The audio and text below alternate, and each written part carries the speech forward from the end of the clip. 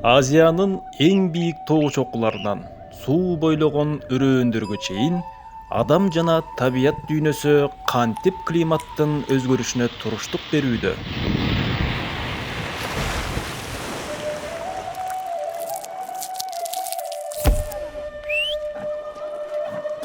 Тоодуктардын үнү.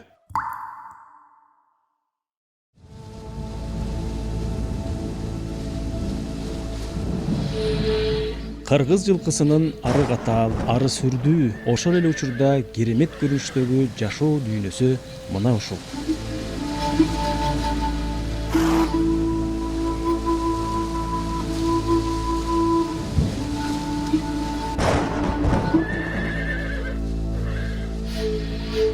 Алар бийик тоолордо таянып, Тянь-Шандын жайлоолорун кылымдар бою мекендеп келишет.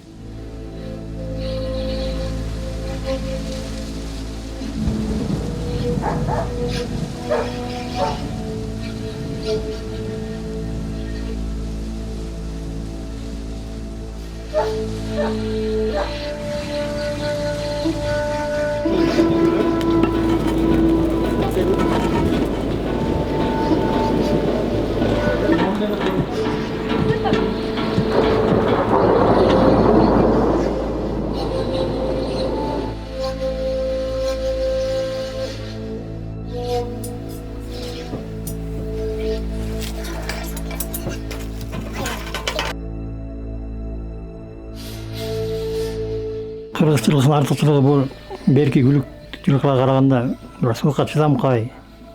Суукта деле төлдөп жем чөп көп сурабайт.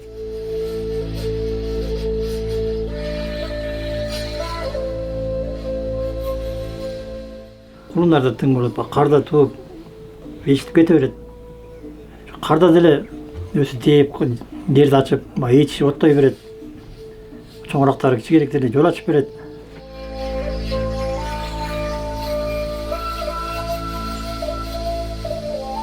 Биздин бирден бир максатыбыз нукура кыргыз жылкыларын, табигаттын, жаратылыштын негизинде жаралган кыргыз жылкыларын кайра жандандырсак деп атабыз. Жылкы мен үчүн бул жашоомдо максатымда бир идеал туткан, же астыга максат койгон, мындай бир адамдын эри шаркак жашоосуна киришкен жаныбарлардын малдын асылы болот. Ошо жылкы мага ошонун негизинде түрткү берди да. Кыргыз эли баштан эле ушул кыргыз жылкысын адамдын жашоосу менен байланыштырып келген. Өзгөчө кыргыздын жашоосу менен ат адамдын канаты дейт.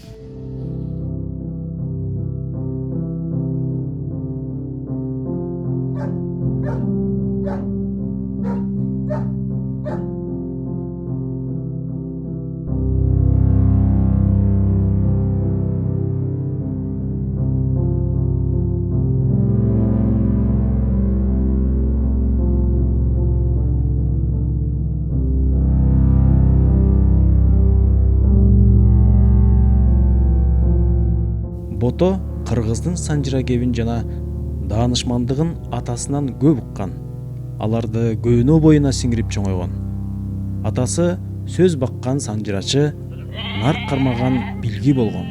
Дал ушул ата салттын улаган жашоо образы кыргыз чабандарын табият менен шайкештикте болууга үйрөтүп, бул баалуулук миңдеген жылдардан бери эл ичинде жашап келет.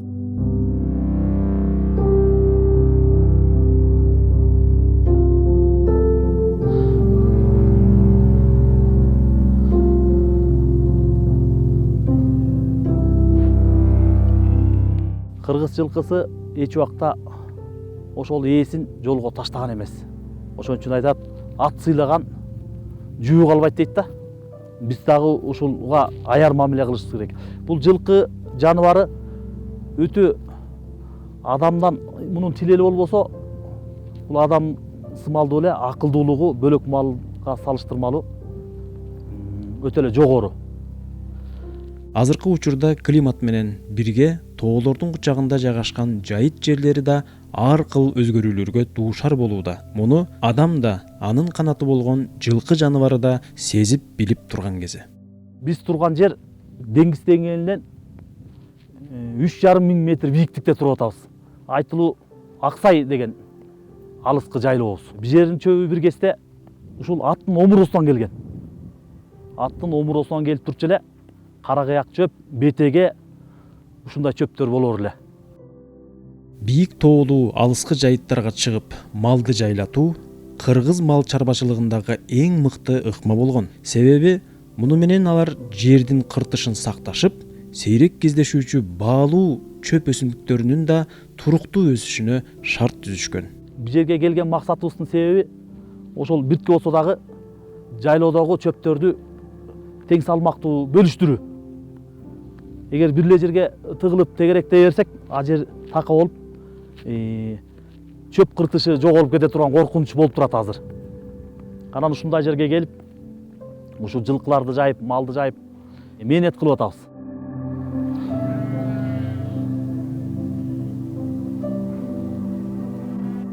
Тилекке каршы байыртадан калыптанган бул салттуу эреже көп учурда сактала бербегендиктен, анын кесепети жерге жана келечектеги муунга терс таасирин тийгизбей койбойт.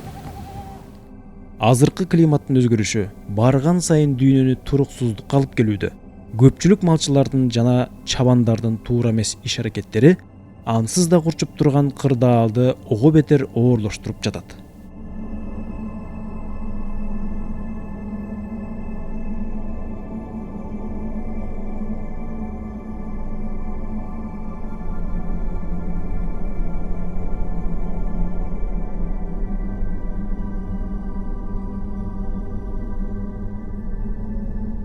Чөптүн жоголуп бараткан себебин ар ким ар кандай ойлоп атат, ар ким ар кандай жооруйт. Ушул жайлоого эрте келип, анан ушул жерди жедирип, ушу чөп урук албай атат. Уруктандырсак, чоң жайлоолор бар. Эми ошол жака мал барбай атат. Эгер бара турган болсо, тияктагы бөлөк жайлоодогу чөптөрүбүз дагы сакталып калат беле. Жакынкы жайыттарды тынбай үстүккө босток пайдалана берүү жергиликтүү экосистеманы билдирбей талкалоодо.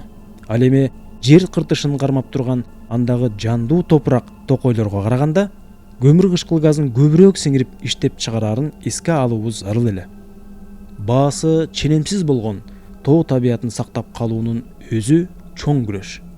Бул жагдайда ботонун жана анын жакындарынын ишенимдүү таянычы бар. Ал жапалдаш бойлуу, чымыр жана кубаттуу кыргыз жылкысы.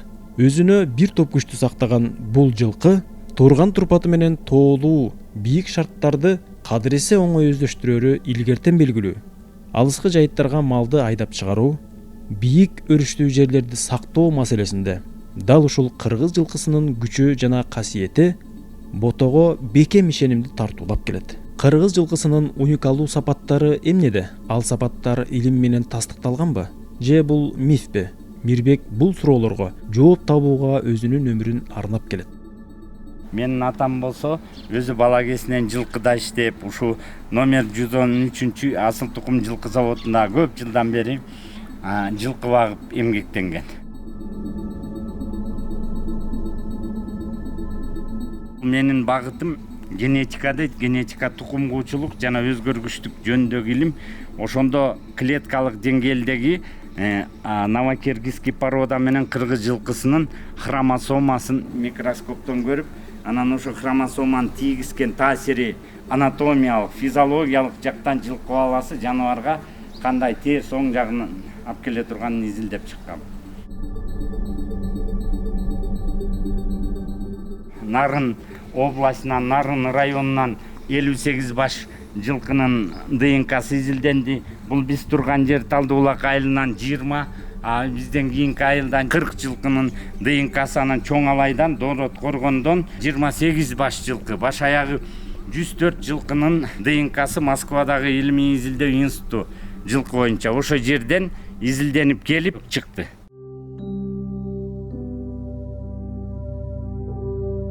Бул проекттин максатында буюрса ошо жылкыларды алып келип бир жерге топтоп селекциялык жол менен кайрадан тукумун жандыртып, ушу биздин мурунку номер 113 жылкы заводунда буюрса кыргыз жылкыларын жандандырсак деген максатыбыз турат да.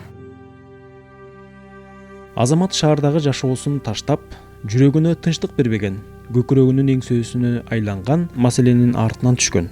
Ал эңсө кыргыз жылкысына болгон кызыгуусунун күчү. Өкмөт тараптан эч кандай мындай сактап калсак көбөйтсөк деген аракет жок да. Кайрылбаган деле жерибиз калган жок. Мынакей азыр бирке баш жылкы менен отурабыз. Биздин өзүбүздүн чыгымыбызды жылына жаба албай, жылына минус болуп келет. Акыбалыбыз ошондой.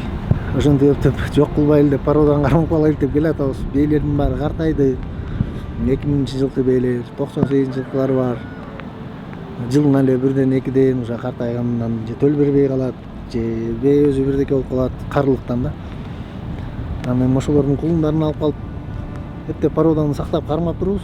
Болгондун нары көздөй көбөйтүп кеткенге бизге эч кандай шарт болбой атат да. Бүгүнкү күндө кыргыз жылкылары жана алардын ээлери эч кимден эч кандай жардам албай, колдоо көрбөй жашап келишет.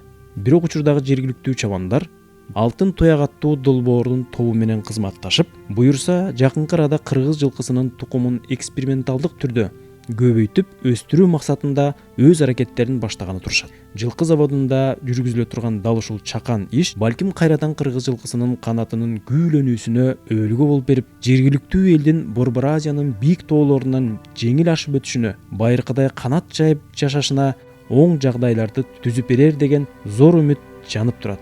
Ушундай элдик байлыкты сактап калуу иши Замирбек сыяктуу жылкычыларга гана тийиштүү көйгөйбү? Биз сүйөнө бою туар бие багып жүрдүк да. Ошо мен 20 жыл эмгегим бар совхозда иштеген. Пенсияга чыкканбыз азыр. Кудайга шүгүр. Жатабыз аман эсен. Менин аталарым Чорой, Чоңото аксакалыбыз. Ошолор чыгарып жүрдү. Подбор жасашты, бие менен айгырды. Бирин келтирип, жана Гайтун деген айгырлар чыкты. 15 туткан утуп жүрдү, жакшы күлүктөр.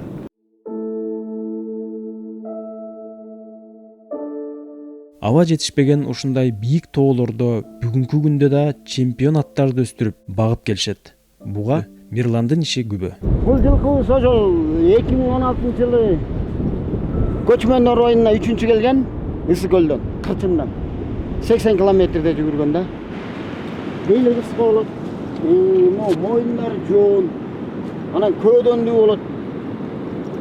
Анан соорулары деле ушундай эме да мындай. Томпойгон соорулар болот ушундай. Кулдарын көлгөлөп. Этке бекей, метке чыдамдуу, тетнерде кетип баратат деген. Алла кыргыз, нуулар кыргыз кулундар да. Нуулар да мына кыргыз жылкылар. Тазын кыргыз жылкылар. Такасы жок эле жүрө берет булар. Мына такасы жок эле ушундай тоо ташта жүрүшөт да. Берки жылкыларда болбойт булар. Суукка да чыдамкай болот. Берке гүлүк жылкылардай болуп, баягы тоодон дагы кулап кетпейт. Өз абдан ушундай ыңгайлуу шарттарда анан семиргендей болот. Кышында дагы булар абдан эме келишет да, эттүү чыгат. Кыргыз жылкысынын өңдөрү негизинен тор болгон да. Андан тышкаркы дагы бир өзүнүн физиологиялык, анатомиялык касиети жагынан бул энергияны күндүн нурун бат денесине тартып турат. Талды булак капчыгайынын тоолорун адатта аяздуу суук басып турат. Бирок тээ алыскы бийик жайыттардын дарбазасы болгон ушул капчыгай аркылуу жайыттарга чыгып кетүү эң ыңгайлуу. Кыш аябай суук болот, кар калың жайыт, тескей жакта мал чыга албай калат, жүрө албай калат. Абжак күн тийгенде кар эрип, жайытка эң ыңгайлуу болгон өзгөчө жылкы баласына. Андан тышкары бул жердин чөптөрү өзүнүн ботаникалык, өсүмдүктүн илими жагынан өзүнчө бир физиологиялык, анатомиялык жактан малдын этин, малдын сүтүн жакшырткан, малдын этине мындай бир жакшы сапат бере турган чөптөр да ушул жерде өсөт да. Көрдүңүздөр, такыр болгону менен бул чөптөр, такыр болуп турганы менен булар аябай күчтүү чөптөр келет. Чым тизеден болгон чөпкө караганда ушу такыр чөптөрдү тытынып мал жейт, бирок баары бир малдын баары эттүү.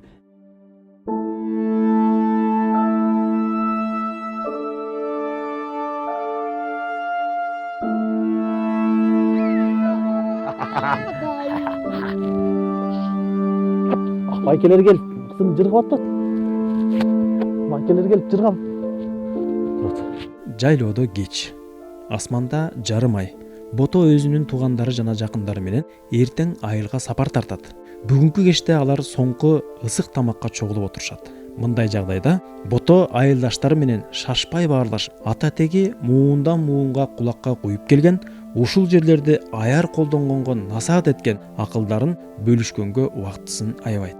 Жакшы келгеле баш.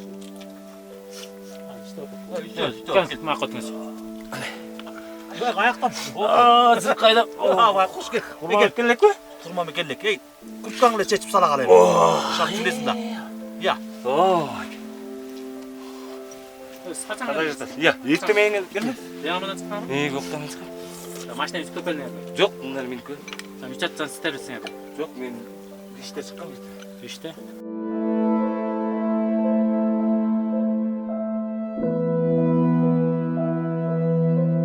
Мал багып тоодо жүрдүк. Төө менен көчтүк. Ошо бир сезон деп коебуз, бир жайда 10 сапар, 12 сапар көччүбүз.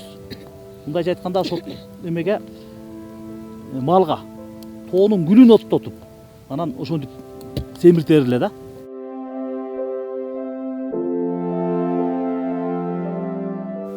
Көп жылдык табигый чөптөр негедир чала чыккансып, ылдам корогонсуп ушундай болуп баратат. Муну ар кандай жууруп атабыз. Жайытты маданиятташтыруу деп атат. Которуп, эс алдырып деген маселени козгоп атабыз. Бирок жашоочулар, адамдар буга мойну жар бербей, ошол эле чоң Сөңкөл жайлоосунда 4 ай отуруп, анан айылга кетип калып, жанын кыйнагысы келбей атат. Алыскы жайлоолорду колдонолу десек, көбү колдобой атат. Мындан аркыдагы көп жайлоолорубуз бар, ээн жатат. Ушунда Ayakkabı teknika var batpay. эми техника барбаса дагы төө менен көчүш керек. Ат менен көчүш керек. Мисалы, сонун азыр кыргыз жылкылары бар, жүк көтөргөн. Мына ошолорду өздөштүрүш керек.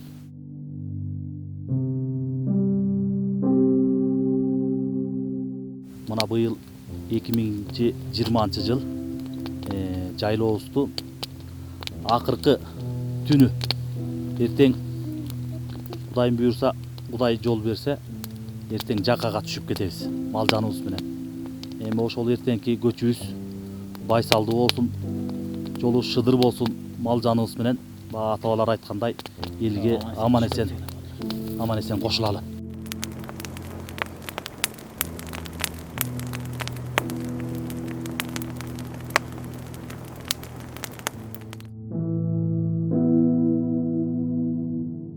Жайлоонун күзгү таңы да атты. Чейир жолдор аркылуу жакага түшчү бүгүнкү сапардын камы кызуу башталууда. Эй, Мурат. Эшектин менде улак дөңөрү бар. Төөлөргө жүк артуу убактысы келип жетти. Алар жакага эң оор делген жүктөрдү алып түшүшөт. Alda böyle can kay. Ойго түшкөндө балам. Тос болуп турасыңар. Кайын улакка да. О, кайын улакка. Балык шиктин түшөт. Ey, ömür aldı sırda. Kısqa. Onday oldu. Көчтүн камылгасынын жигери кызыды. Атыгүл ботонун кичинекей кыздарынын дагы кол кабыш кылганга аракеттери күч. Ömür öydür kılç. Ondan ol betken kaç. Kanday lan. Ey, muğun algaysan, muğun sağdı. Orta algaysan.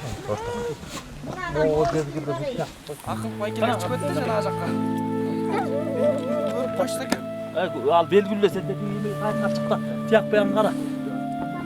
Alıstan ne vurdu?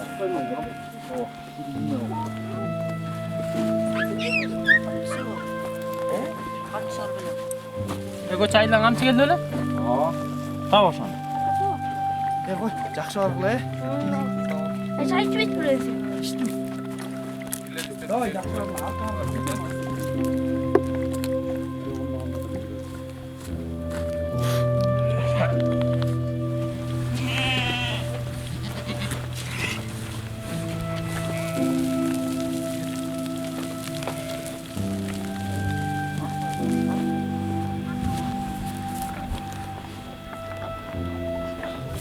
Ошентип көч жолго аттанды. Анын тоодон ылдый карай чубаган керемет көрүнүшү көздүн жоосун алып, айлананын көркүнө өзүнүн көркүн кошуп кирди.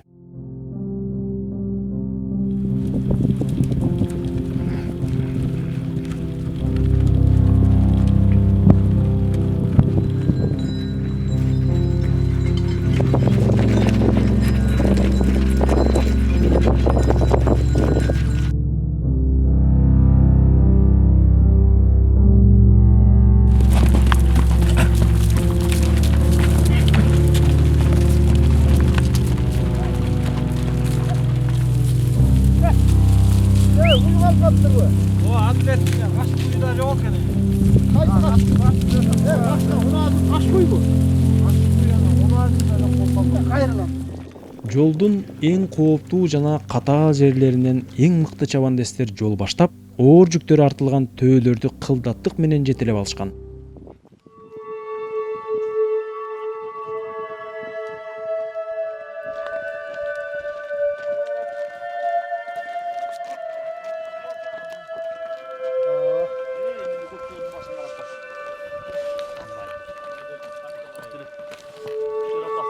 Ал эми төөлөрдүн артынан Ботонун эң кымбат чабандестери жубайы жана 2 кызы келатат. Аларды Бото өзүнүн эң ишенимдүү жылкысына мингизген. Улуйдан жыгылсаң мүйүзүн тозот, жылкыдан жыгылсаң жалын тозот дейт.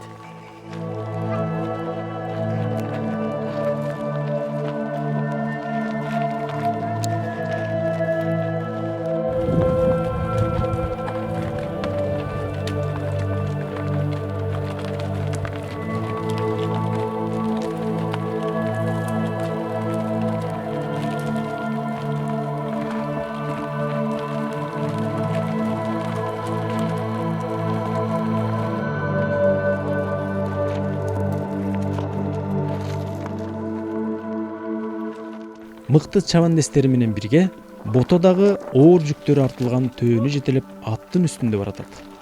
Жолдун кыйын шартына ыңгайлашып, төөнүн кадамы да астейдил аяр ташталат.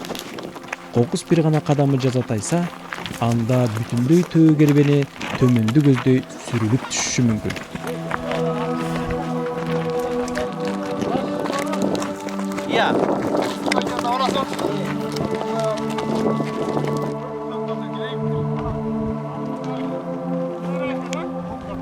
Бирок кыргыз көчмөндөрү мындан дагы кыйла оор шарттарда өмүр кечиришип, эң бир коркунучтуу кыйын жолдорду чыдамкайлык менен басып өтүшкөн.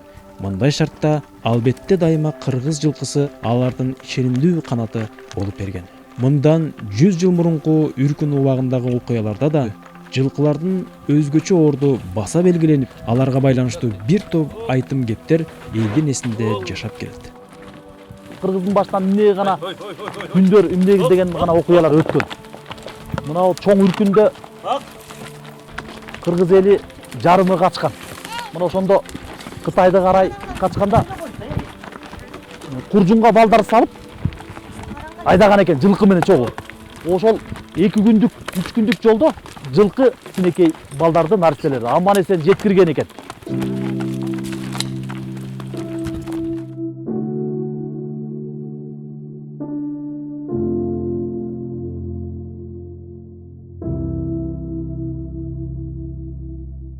Кудай жалгап бүгүнкү көч жакага жакшы жетип, бардыгы өз жайчылыгында аман эсен келип алышканы олжо болду. Көчүбүз байсалдуу болуп, аман эсен ойго түшүп кеттик. Эми жаканыбызды сапар алган турабыз. Эң негизги жолду басып өттүк, өзүңөр аны күбө болдуңар. Жол абдан оор, татаал, буга анча адам чыдай бербейт, түйшүктүү. Бирок көчүбүз байсалдуу болуп, аман эсен жеттик. Буга ошо балдардын күчү, аттардын күчү жана төөлөрдүн күчү менен жашынакай бизди аман эсен ойлогон жерибизге жеткирди. Буга шүгүрчүлүк айтып ыраазыбыз Кудайга.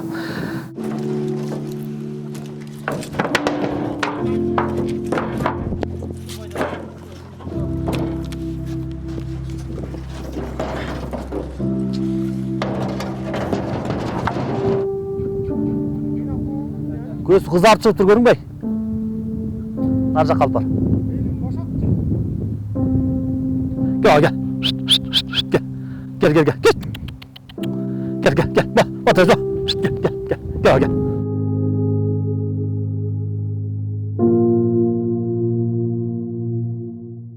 Баарынын көкүрөк демдери ылдыйлай түшүп, сана аркаткан жол кыйынчылыктары артта калды. Көчтөгүлөр эми жайдары көңүл менен кош айтышып, быйылкы жайлоого ыраазычылыктарын билдиришти. Булар канча болду келгенде? Я. Көчө чыгып барышкан. Тартып эле. Кыска мен турабы. Күн чыгып калганда өгүз өткөндөй оюп салышты. Таштым.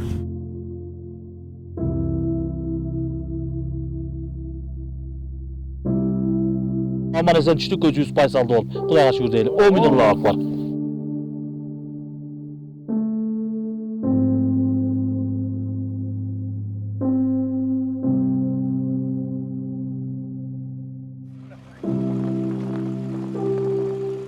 Бото болобу, анын ар бир айылдашы болобу, жолдун соңунда баратып ар бири өздөрүнчө ойго батышты. Бирок баары тең бир гана маселенин тегерегиндеги түйшөлүүдөн чыга алышпады. Жайлоолордун эртеңки абалы кандай болот? Алар калыбына келеби? Жылкынын тагдырычы?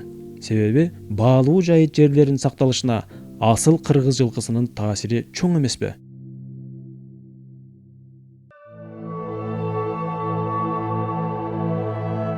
Жылдан жылга такырайгансып баратат жайыттар.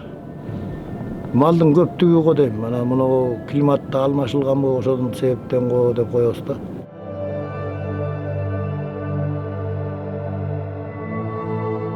Эми жылкыны көбөйтсө болот да. Илгеркидей асыл кыргыз асыл тукуму болсо жакшы болор эле. Азыр бүт эле Англия анан неме деп аралаштырып алып жылкыны бусуп алып да негизи кыргыз жылкысын.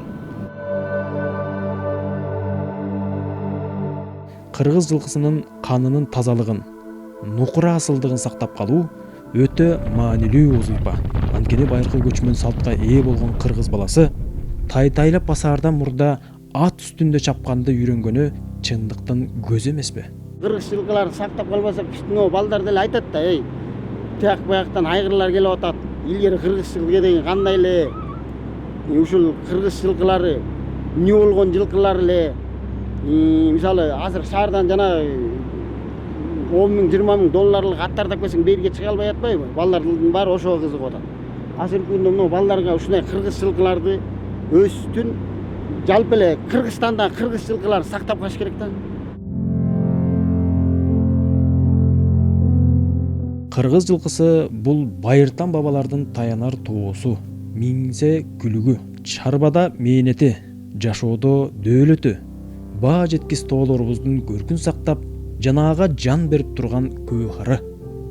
Аксакал жылкычылар айткандай, эгер кыргыз жылкысы жоголо турган болсо, демек бул келечек муундун канатынын кыркылганы менен барабар болот.